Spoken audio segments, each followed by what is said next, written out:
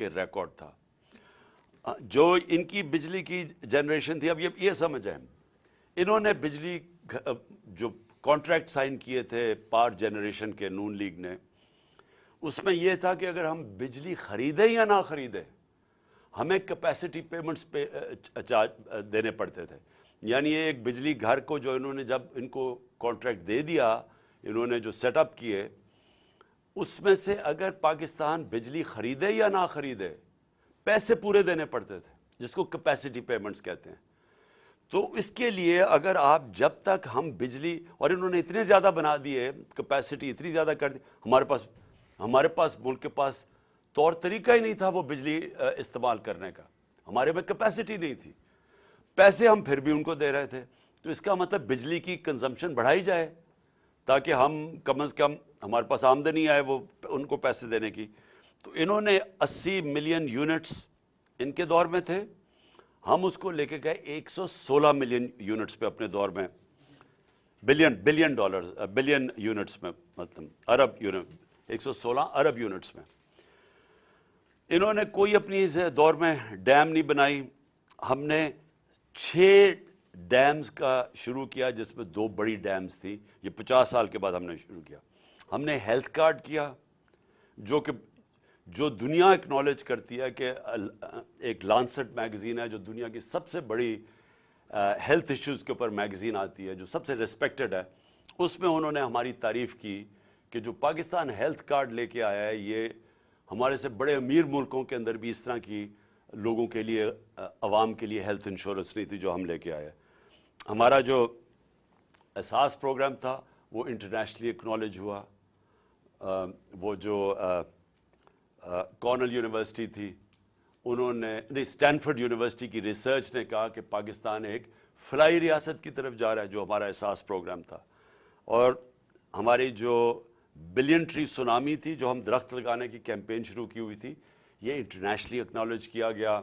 یہ Boris Johnson, برطانیہ کے پرائم منسٹر, میرا نام لے کے یونائٹڈ نیشنز میں تعریف کی کہ پاکستان ایک باقی ملکوں سے آگے نکلا ہوا ہے یہ موسم کی تبدیلی کی فائٹ کے اگینسٹ. اور اب میں آتا ہوں کہ ہوا کیا پاکستان سے. میں جو یہ آج میری پریس کانفرنس ہے, اس کا مطلب, اس کا مقصد یہ ہے کہ رجیم چینج ہوا. یہ جب میں آپ کو اعداد و شمار دے رہا ہوں, یہ پاکستان کی جو اکنامک سروے آف پاکستان ہے, اس میں یہ شائع ہوئے ہیں. اور میں یہ پھر سے کہوں کہ یہ اس حکومت نے شائع کیے ہیں, یہ ہمارے دور کی اکنامک سروے میں شائع نہیں ہوئے. تو یہ جو میں آپ کو دے رہا ہوں اعداد و شمار, یہ ہماری ہر سال کی جو اکنامک سروے نکلتی ہے اس میں سے میں آپ کو فگرز دے رہا ہوں. اب دیکھیں ہوا کیا. ووٹ آف نو کانفیڈنس آ گئی. جس دن ووٹ آف نو کانفیڈنس آئی تو 178 روپے کا ڈالر تھا. آج اوپن مارکیٹ کے اندر 250 روپے کا ڈالر نہیں مل رہا. آج آفیشل ریٹ ہے 224 روپے ڈالر کی. 250 روپے کے اندر ڈالر آج پاکستان میں نہیں مل رہا. جو بڑی امپورٹنٹ چیز آپ کے لیے سمجھیے, لارج سکیل مینوفیکچرنگ انڈسٹری. ملک کی دولت کے اندر اضافہ کیسے ہوتا ہے؟ جب آپ کی انڈسٹری بڑھے. انڈسٹری بڑھتی ہے, روزگار ملتا ہے, آپ کے پاس چیزیں آتی ہیں لوگوں کو بیچنے کے لیے, ایکسپورٹ کرنے کے لیے. تو یہ ایک بیسک چیز ہوتی ہے جس سے ایک ملک کی دولت میں اضافہ ہوتا ہے, ویلتھ کریشن ہوتی ہے. ہمارا جو آخری مارچ کا مہینہ تھا, 27% پاکستان کی لارج سکیل مینوفیکچرنگ میں گروتھ ہوئی, اس میں اضافہ ہوا. اور یہ کتنے سالوں کے بعد پاکستان کی انڈسٹری اسی طرح ریوائیو ہوئی. اور انڈسٹری ریوائیو ہونا آسان کام نہیں ہے, کیونکہ انڈسٹری اگر آج فیصلہ بھی آپ کریں گے, ان کو انسینٹیوز بھی دیں گے, تو وہ ٹائم لگتا ہے, کیونکہ فیکٹری مشینری بنانی پڑتی ہے, امپورٹ, وہ سیٹ اپ ہوتا ہے, اس کو ٹائم لگتا ہے. آپ اگر آج فیصلہ کریں, فائدہ کریں کسانوں کا, تو آج اگر اس کو انسینٹیوز دیں گے, وہ 6 مہینے 7 مہینے کے بعد وہ فصل اگائے گی. لیکن انڈسٹری بڑی دیر لگتا کام ہے. ہمیں 2.5 سال لگے اپنی انڈسٹری کو اٹھانے کے لیے, کیونکہ یہ جب نون لیگ گئی تھی انڈسٹری اس وقت بند ہو چکی تھی. فیصل آباد کے اندر جو فیکٹریاں تھیں टेक्सटाइल की, उनको रियल एस्टेट के अंदर वो बदल रहे थे। तो और बेरोजगारी थी। हमारे जो ये मार्च की अब मैं बात कर रहा हूं, टेक्सटाइल का मजदूर नहीं मिल रहा था फैसलाबाद में, बाहर से लोगों को मजदूरों को मंगवाना पड़ता था। रिकॉर्ड हमारी जो ये 27.7 पे रिकॉर्ड हमारी इंडस्ट्री बढ़ रही थी, जो आज 0.4% पे पहुंच चुकी है, उधर से गिर के यहां पहुंच चुकी है। ये अक्टूबर की फिगर्स है। सबसे ज्यादा शोर मचाया हुआ था महंगाई का, कि जी महंगाई मार्च आ गई, इमरान खान ने महंगाई कर दी, कत्ल कर दिया लोगों को। मुझे अफसोस से कहना पड़ता है कि वो चैनल्स जो आज चुप करके बैठी हुई हैं, सन्नाटा छाया हुआ है वहां, बोल नहीं रहे, वो उनको इमरान खान की घड़ी की पड़ी हुई है। ये भी पहली दफा हुआ कि मैं अपनी घड़ी बेचूं, उसके ऊपर ही शोर मच गया है। मेरी जाती घड़ी है, मैं उसे बेचूं, मैं जो मर्जी करूं उसे, उसके ऊपर कोई बात नहीं कर रहा कि आज लोगों का जो माशी कत्ल हो रहा है। हमारे दौर में माइक जा रहा होता था सबके सामने, अच्छा जी बताएं कितनी महंगाई है, कितनी तकलीफ है, चुन चुन के। आज क्यों नहीं जा रहे? आज जरा ये सुने कि हमारे दौर में जब लोगों के पास जा रहे थे महंगाई कितनी थी, तो इन्फ्लेशन थी 12.5%। उस पे जनाब बिलावल भुट्टो ने इतना जोश में कि मैं महंगाई मार्च करने लगा हूं, मैं कांपे टांग देंगे इस्लामाबाद में पहुंच के। तो आज महंगाई किधर पहुंची है? 24% के ऊपर, दुगनी है आज महंगाई उस दौर की। कोई किसी को फिक्र नहीं है कि महंगाई में क्या हो रहा है। 50 साल में सबसे ज्यादा महंगाई है आज पाकिस्तान में। कितने लोग ये, कितने वो मीडिया हाउसेस अपने ज़मीर जगाएं। पैसा सब कुछ नहीं है, पैसे के पीछे चोरों की ना मदद करें। इस मुल्क में चोरों को ना बचाएं अपने पैसे ज़मीर बेच के। आज दुगनी महंगाई है। और कौन सी क़यामत आ गई कि तब से और अब में कितना महंगाई असल तो हुई थी तेल की वजह से। हम क्यों फंसे हुए थे? इंपोर्टेड महंगाई थी, दुनिया में तेल की कीमत बढ़ गई थी, कोरोना की वजह से सप्लाई शॉर्टेजेस थे। तो आज इंटरनेशनल मार्केट में तेल की कीमत क्या है? $80 से भी नीचे आ गई है। आज 70 और $80 के बीच में कीमत है। हमारे दौर में $103 से $115 तक तेल की कीमत थी, जिसकी वजह से हमें मुश्किल पड़ी हुई थी महंगाई रोकने के लिए। तो हम जब कहते थे कि बाहर से महंगाई है, तब तो कोई नहीं सुनता था। और आज यही लोग, जबकि नीचे आ चुकी है तेल की कीमत और आज महंगाई आसमानों पे है, आज सन्नाटा है। आज हमारे दौर में जो पेट्रोल और डीजल था वो 150 रुपए लीटर पे था, आज कोई 234 रुपए पे एक है, 224 पे एक है, 236 पे डीजल है। तो आज क्यों नहीं, जब डॉलर नीचे, जब तेल नीचे आ गया है, तो आज क्यों नहीं किसी को फिक्र कि लोगों की कमर तोड़ दी है ये पेट्रोल और डीजल के आसमानों पे कीमत गई है, जो आम आदमी को अफेक्ट करती है। फिर जो अब मैं खतरनाक चीजें आपको बताने लगा हूं कि देखिए हमारा मसला क्या मुल्क का।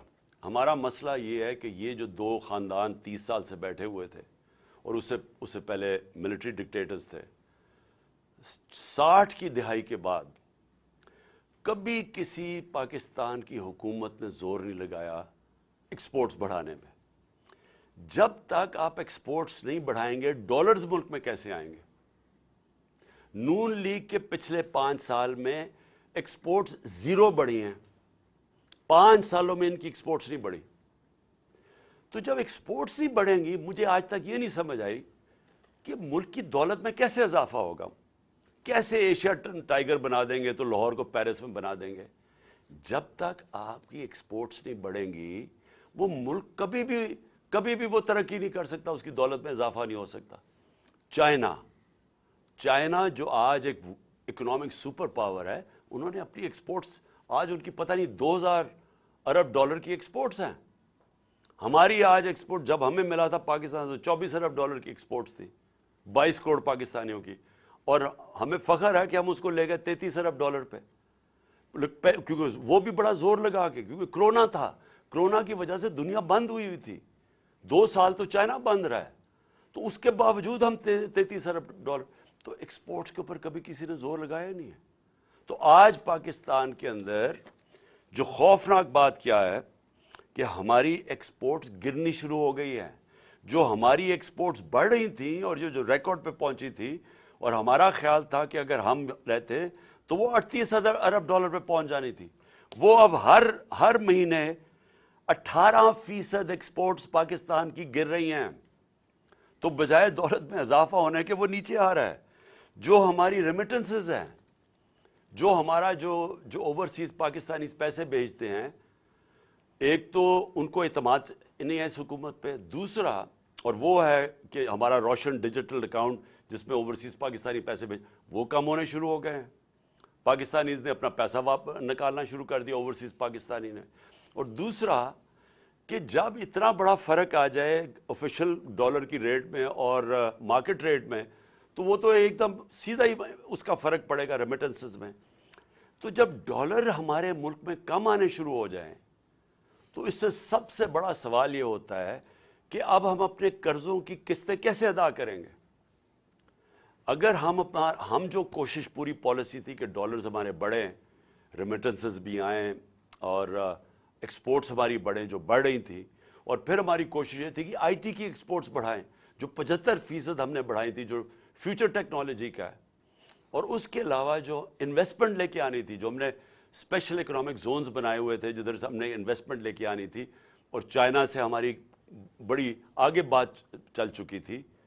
بدقسمتی سے چائنا نے 2 سال پھر سے بند ہو گیا چائنا, تو وہ چائنا آنا جانا ہی ناممکن ہو گیا, ان کی جو کوارنٹین لاز ایسے تھے. تو جو ہم نے ان سے اپنی اسپیشل اکنامک زونز میں انویسٹمنٹ کروانی تھی, اس سے بھی ہمارے ڈالر کی انٹیک بڑھانی تھی. تو اب نہ انویسٹمنٹ آ رہی ہے, ایکسپورٹس ہماری نیچے جا رہی ہیں, ریمیٹنسز ہماری نیچے جا رہی ہیں, ڈالرز ہمارے کم ہو رہے ہیں, قرضے ہمارے بڑھتے جا رہے ہیں, تو کس نے ادا کرنی ہے. آج جدھر پاکستان کھڑا ہے, ہم یہ کیسے قسطیں ادا کریں گے. اور یہ میں پھر سے اسی پہ آ گیا ہوں کہ مجھے آج کیوں خطرہ ہے, کیوں ہماری طرح کے لوگوں کو خطرہ ہے اور فکر پڑی ہوئی ہے, اور کیوں ان کو نہیں فکر. میں سب سے پوچھتا ہوں, اپنی اسٹیبلشمنٹ سے پوچھتا ہوں, اپنے ہر طبقے کے پاکستانی سے پوچھتا ہوں کہ کیا آپ کو فکر نہیں ہے کہ آپ پاکستان کدھر جا رہا ہے. میں جب الیکشنز کی بات کرتا ہوں, میں الیکشنز کی اپنی ذات کے لیے نہیں بات کر رہا, میں تحریک انصاف کے لیے نہیں بات کر رہا. تحریک انصاف نے تو جب بھی یہ الیکشن کروائیں گے انشاءاللہ, جس طرح کی پبلک سپورٹ ہے آج پی ٹی آئی کی, پاکستان کی تاریخ میں کسی پولیٹیکل پارٹی کی نہیں تھی. 4 صوبوں میں پارٹی پھیلی ہوئی, باقی تو 2 پارٹیز رہ گئی ہیں, چھوٹی چھوٹی پارٹیز, صوبائی پارٹیز بن گئی ہیں. تو انہوں نے تو جب بھی الیکشنز ہو ہم نے جیتنا ہے. تو ہمیں یہ نہیں فکر کہ اگر الیکشن ٹائم پہ ہوں گے تو ہمیں کوئی فرق پڑ جائے گا. مجھے خوف آ رہا ہے کہ جتنی دیر اب یہ گورنمنٹ چلے گی, اس ملک کا جو معاشی بحران ہے وہ بڑھتا جائے گا. اور وہ کیوں بڑھے گا؟ کیونکہ جب تک ملک میں پولیٹیکل سٹیبلٹی نہیں آتی, سیاسی طور پہ ملک میں استحکام نہیں آتا, تو معاشی طور پہ تو استحکام آ ہی نہیں سکتا. ساری دنیا کی کامن سینس ہے کہ معیشت تب ترقی کرتی ہے جب سرٹنٹی ہوتی ہے, جب استحکام ہوتا ہے. میں اگر آج بزنس مین ہوں, میں آج ایک انویسٹر ہوں, میں تو تب پیسہ لگاؤں گا جب مجھے پتا چلے گا کہ یہ 4-5 سال کی حکومت چل رہی ہے, اور میرا آج اگر پیسہ لگاؤں گا تو 2-3 سال کے بعد جب مجھے اس کا نفع آنا شروع ہوگا. مجھے جب یہی نہیں پتا کہ 6 مہینے میں کیا ہوگا اور اگلے 8 مہینے میں کیا ہوگا, کون پیسہ لگانے لگا ہے. اوپر سے پاکستان کی, جس طرح میں نے کہا, جب کریڈٹ ریٹنگ ہی گر گئی ہے, جب پاکستان کے رسک ڈیفالٹ اتنی 100% تک پہنچ چکی ہے, تو کسی نے پیسہ ہی نہیں دینا. نہ کسی کمرشل بینک نے پیسہ دینا ہے, نہ کسی انویسٹر نے آنا ہے. تو یہ تو ان کے پاس تو اب کوئی روڈ میپ ہی نہیں ہے. ان کی تو صرف اب ایک کوشش ہو رہی ہے, اور کوشش ان کی اب آج کیا ہے؟ کوشش بڑی سیدھی ہے. کوشش ہے کہ نا میچ اب یہ کھیل نہیں سکتے. 36 جو بائی الیکشنز ہوئے تھے ان میں سے 29 پاکستان پی ٹی آئی جیت گئی ہے.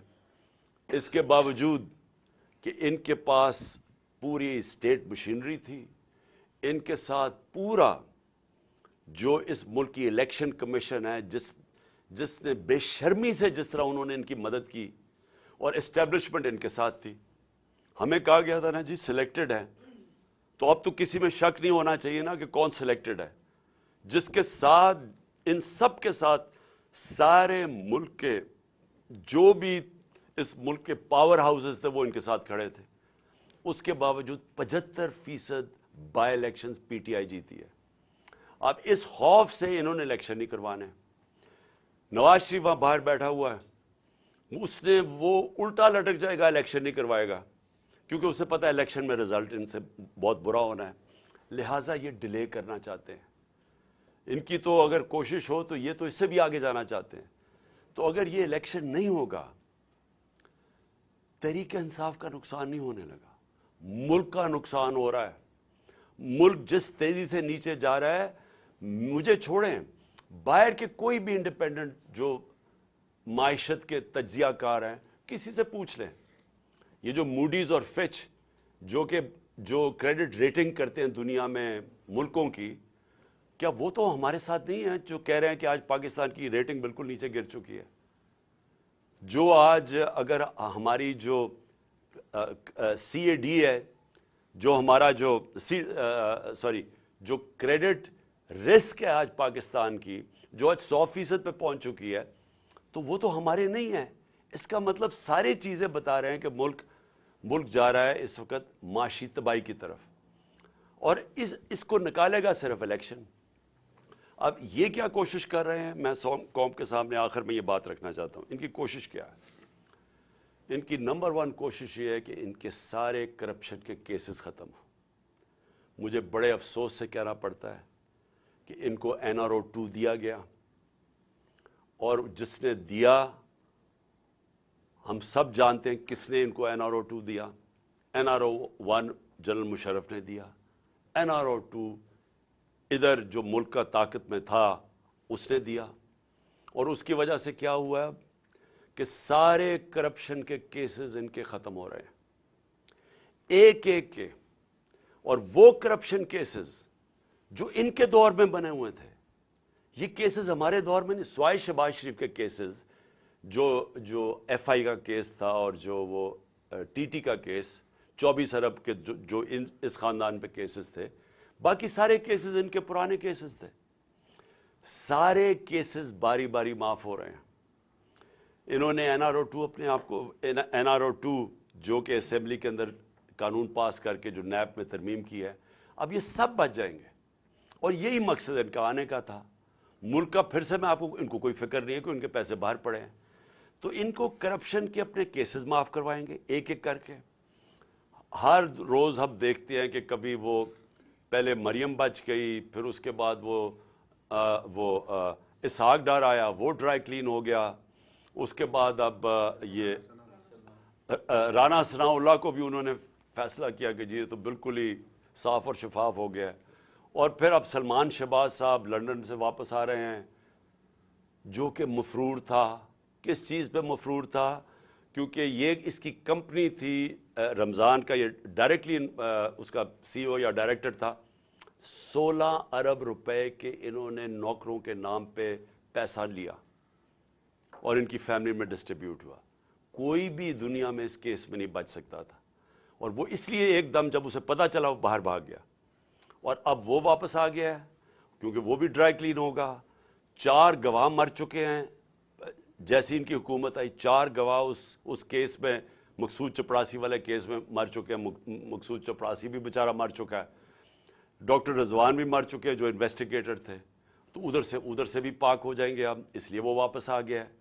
اور جو TT کے کیس ہیں، جو انہوں نے فلود والا اور وغیرہ کے نام اور پتہ نہیں چینی والا کے نام پہ، جو کبھی پاکستان سے باہر بھی نہیں گئے تھے، انہوں نے ان کے پاسپورٹ لے کے تو اربوں روپیہ ان کے نام پہ پاکستان منگوایا. وہ بھی اب سارے کیسز میں ڈرائی کلین ہو جائے گی، کیونکہ نیب کا اپنا اوپر آدمی انہوں نے رکھ دیا ہے. FIA کا انہوں نے اپنے دونوں ادارے تباہ کر دیے ہیں صرف اپنے آپ کو بچانے کے لیے. اور باقی ان 2 اداروں کا یہ کام اب ہے کہ کیوں یہ ٹائم چاہتے ہیں؟ یہ ٹائم اس لیے چاہتے ہیں کہ تحریک انصاف کے اوپر کیسز کیے جائیں، عمران خان کو ڈسکوالیفائی کیا جائے، کیسز ڈھونڈو کسی طرح اس کو ڈسکوالیفائی کیا جائے۔ اپنا انہوں نے ایک بددیانت دار الیکشن کمشنر بٹھایا ہوا ہے۔ کبھی کسی ملک کی تاریخ میں ایسا نہیں ہوا کہ وہ ایک آدمی 2.5 سال سے ہمارے خلاف فیصلے کر رہا ہے۔ ہم 8 دفعہ عدالت میں گئے ہیں اس کے فیصلوں کے خلاف، انہوں نے اوور ٹرن کر دیا، اس کے فیصلے رد کر دیے۔ ہم سپریم جوڈیشل کاؤنسل میں اس کو لے کے گئے ہوئے ہیں، ہم نے اس کے اوپر کیسز کیے ہوئے ہیں، ہمارے کیسز نہیں سنے جا رہے ہیں اور وہ ہمارے اوپر کیسز پہ کیسز کیے جا رہے ہیں، اور صرف ایک پوائنٹ ایجنڈا ہے کہ مجھے ڈسکوالیفائی کرے اور ہماری پارٹی کو نقصان پہنچائے۔ ایک منٹ اور میں جو اس کے ساتھ ساتھ جو سب سے بڑا جو میں آخر میں بات کرنا چاہتا ہوں وہ اعظم سواتی کی ہے۔ میں سمجھتا ہوں کہ ایسا میں نے اپنے ملک میں مارشل لاز میں ایسے حالات نہیں دیکھے جو اعظم سواتی سے ہو رہا ہے۔ اعظم سواتی کا قصور کیا تھا؟ اس نے ایک ٹویٹ کی جس نے اس نے جنرل باجوہ کو کہا کہ اس نے NRO2 دیا پاکستان میں۔ یہ سارا پاکستان کو پتا ہے کہ اس نے NRO2 دیا ہے، لیکن اس کے اوپر جو اس کو سزا ملی ہے، کون سے معاشرے کے اندر اس طرح کا ظلم ہوتا ہے کہ ایک سینیٹر اپنا پوائنٹ آف ویو نہیں دے سکتا؟ بھئی آپ کہتے ہیں نہیں دیا، لیکن یہ تو نہیں کر سکتے آپ کو ننگا کر کے اس کو مارو، بچوں کے پوتوں پوتیوں کے سامنے اس کے اوپر ظلم تشدد کرو، اس کے بعد اس کو یہ جو آپ کر رہے ہیں اس کی پھر بیوی کے اور بیٹی کے سامنے گندی کیسٹ بھیجو، اس کے بعد وہ اس کے اوپر کیسز کر دو، کوئی 30 کیسز کر دو، اس جو ہارٹ کا مریض ہے اس کو کوئٹہ بھیجا جائے ان حالات کے اندر، پھر اس کو اب سندھ پہنچا دیا ہے، اس کے گھر کے اوپر انہوں نے واردات کی ہے، ایک دم CDO کو پتہ چل گیا کہ اس نے کچھ اس کا گھر سیل کر دیا ہے۔ کون سی دنیا کے اندر اس طرح کے حالات ہوتے ہیں جو اپنے آپ کو جمہوریت کہتی ہے؟ یہ ظلم کا نظام ہے، اس کی انتہا ہے۔ اس کے اوپر میں صرف ختم کرتا ہوں حضرت علی کا قول سے کہ کفر کا نظام چل جائے گا لیکن اس طرح کا ظلم کا نظام نہیں چل سکتا۔ ایک ایک کر کے آپ نے اسمبلیاں تحلیل کرنے کی بات کی، ایک کر کے خان صاحب یہ رہنمائی فرمائیں کہ PDM جو ہے وہ آپ کی اسمبلیاں تحلیل کرنے کی جو اعلان ہے اس کو سنجیدہ نہیں لے رہی، نہ تو مذاکرات کی میز پر بیٹھنے کے لیے تیار ہے اور نہ ہی وفاقی اور دوسری صوبائی اسمبلیاں تحلیل کرنے کی طرف آ رہی ہے۔ تو ایسے میں کیا آپ اپنی ہی اسمبلیاں تحلیل کر کے الیکشن میں چلے جائیں گے، یا جو آپ نے ان کو ایک وقت دیا تھا کہ یہ بیٹھ کر مذاکرات کی میز پر آئیں وہ تو سنجیدہ نہیں لے رہے؟ دیکھیں اسی کے ساتھ آپ نے یہ بات کی ہے کہ کافی الیکشن تاخیر سے کروانا چاہ رہے ہیں اور یہ بالکل نظر بھی آ رہا ہے کہ وہ بھی لیٹ کرنا چاہ رہے ہیں۔ خان صاحب اس پہ آپ کی پارٹی کا کیا موقف ہوگا؟